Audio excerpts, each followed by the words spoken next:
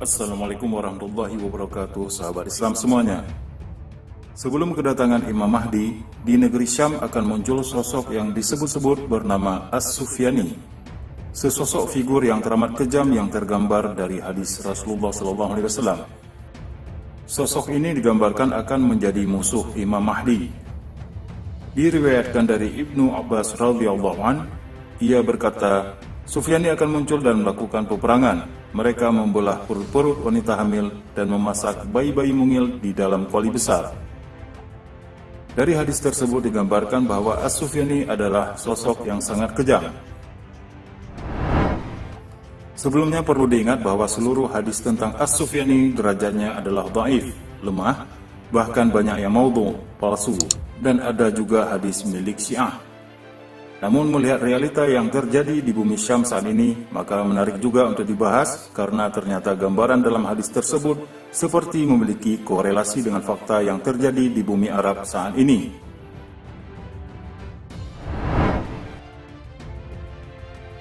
Siapa sebenarnya As-Sufyani ini? Hudzaifah Al-Yamani radhiyallahu an meriwayatkan, sesungguhnya Nabi SAW pernah menyebutkan fitnah yang akan terjadi antara orang timur dan barat. Beliau SAW pernah berkata, kita juga akan mendapatkan ujian, yaitu akan muncul Sufyani dari Bukit Tandus. Ia berkuasa di Damaskus, kemudian mengutus 2 bala tentara.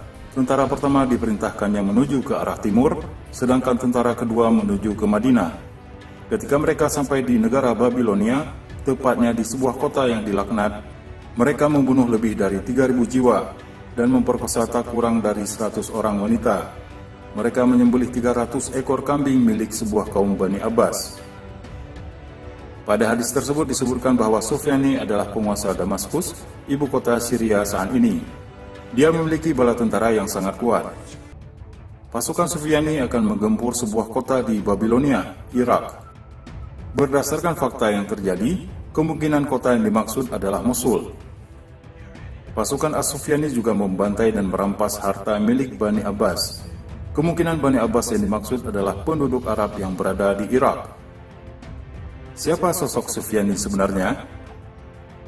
Sabda Nabi SAW, seorang lelaki bernama As-Sufyani akan datang dari tengah kota Damsyik.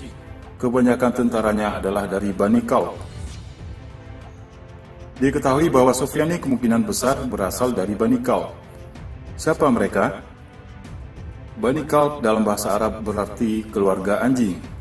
Mereka termasuk ke dalam kelompok Arab Baduy yang hidup nomaden di wilayah utara Syria dan Irak. Sahabat Rasulullah SAW, Zaid bin Harithah misalnya, beliau berasal dari Bani Kalb.